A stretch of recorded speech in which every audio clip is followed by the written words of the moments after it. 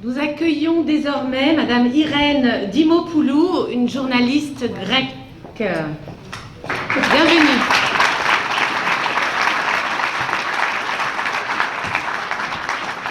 Ce que nous vivons en Grèce aujourd'hui. Bonjour Madame.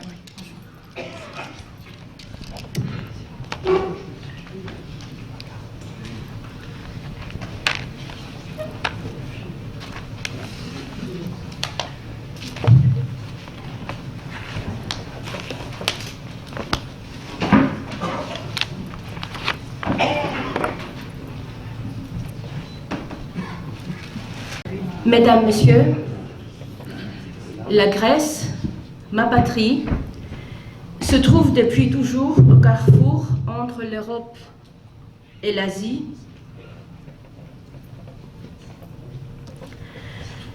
Nous avons à plusieurs reprises arrêté la vague asiatique et nous l'avons fait non pas par haine, mais par respect pour ce que nous appelons aujourd'hui la civilisation que nous avons créée là où Dieu nous a placés.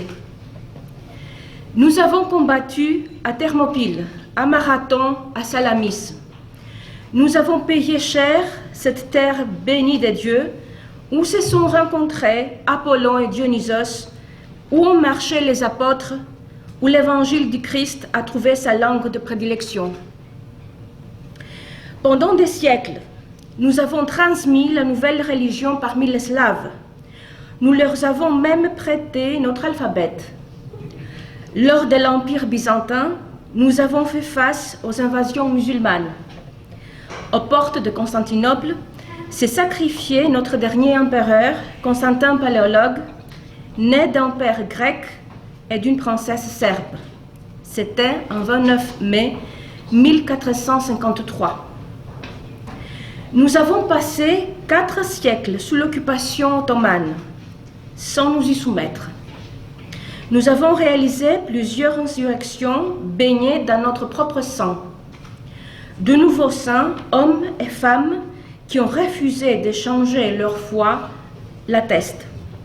Ils sont les preuves palpables que la religion musulmane est expansive. Les musulmans islamisent, ne deviennent pas chrétiens comme nos ancêtres païens.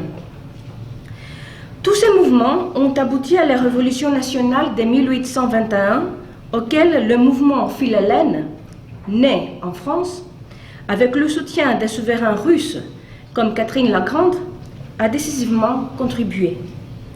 Depuis, nous avons créé ensemble la famille des nations d'Europe.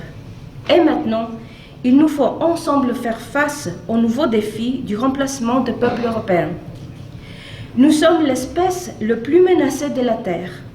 Nous sommes les nouveaux Indiens dont nos propres gouvernements, vendus aux grands financiers internationaux, veulent se débarrasser.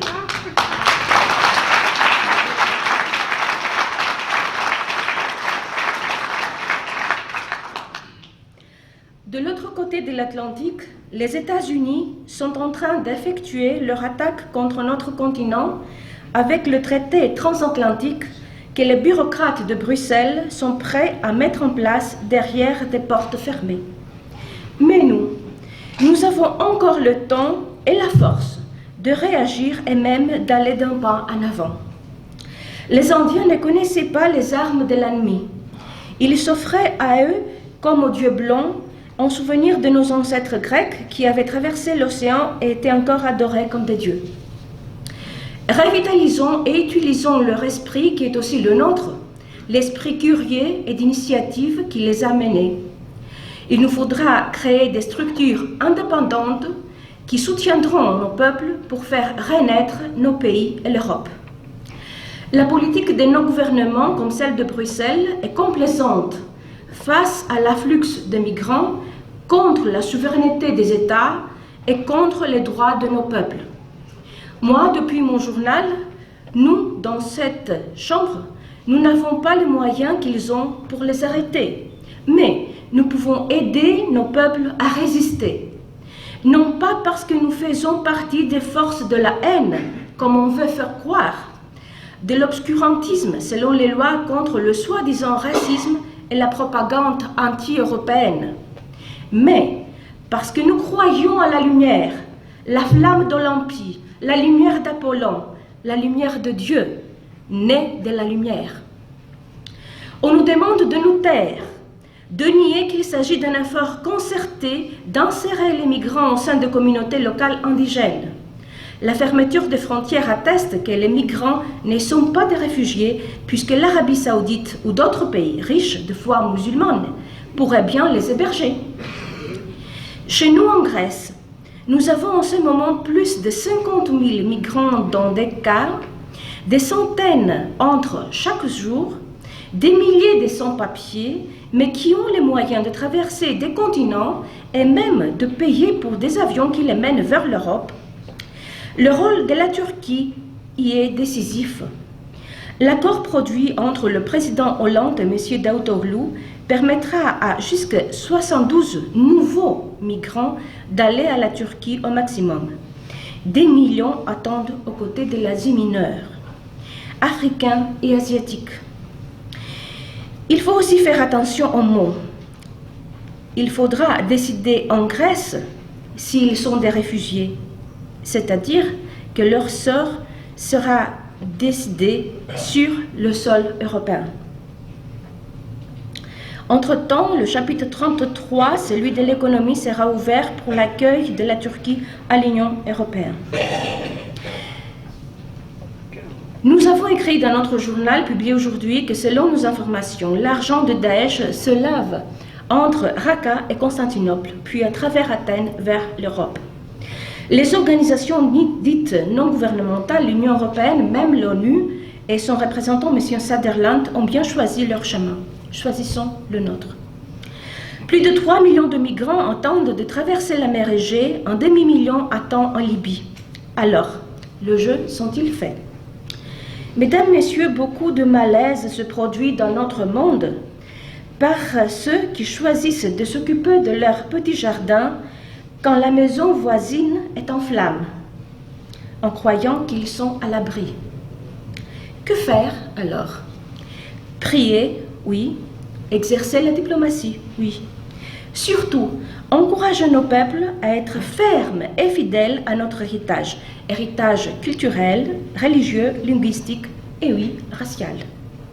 Aujourd'hui, les Européens, conscients de leur héritage, trouvent ensemble une vision commune sur de nombreuses questions qui les concernent. L'espoir que le résultat de cette politique d'osmose soit durable et réussi est fondé sur la nécessité de ce processus. Il ne s'agit de sentimentalité, mais de gains communs et indéniables qui ont à voir avec la nation dans tous ses aspects et manifestations, la compréhension des problèmes et la prise de conscience de la nécessité de solutions. Dans ce contexte, nous sommes ici non pas pour offrir des sacrifices, comme d'habitude, mais pour gagner du terrain. Le journal que je dirige s'appelle En avant, avec nos racines bien fortes, ancrées dans notre passé solide et glorieux, dans le combat d'aujourd'hui, marchons en avant vers les combats de demain, avec l'esprit héroïque de Léonidas, victorieux comme le prince Eugène de Savoie.